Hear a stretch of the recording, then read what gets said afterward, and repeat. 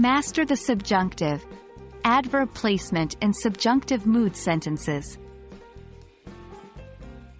Hello, language learners. Today, we're going to dive into a fascinating aspect of English grammar. We're talking about adverb placement and subjunctive mood sentences. Now, this might sound a bit intimidating, but don't worry. We're going to break it down into manageable parts and provide lots of examples. So, get ready to take your English grammar to the next level.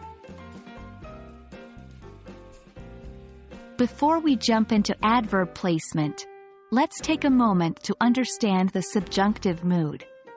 This is a grammatical mood used to express various states of unreality, such as doubt, possibility, necessity, or action that has not yet occurred. The key feature of the subjunctive mood is that it's typically used for situations that are hypothetical or not yet realized. Example: if I were a bird, I would fly to you. In the example, the verb were is in the subjunctive mood, indicating a hypothetical situation. Adverbs are words that modify verbs, adjectives, and other adverbs. They can describe how, when, where, and to what extent something happens. In English, many adverbs end in -ly, such as quickly, slowly, beautifully, etc. Example: she runs quickly. In the example, quickly is the adverb modifying the verb runs. Generally, adverbs can go in three places: at the beginning, in the middle, or at the end of a sentence. However, the placement can change the emphasis or meaning of the sentence.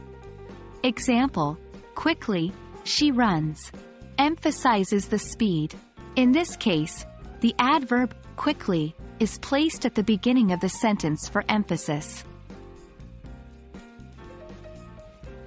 Now, when it comes to subjunctive mood sentences, adverb placement can be a bit tricky.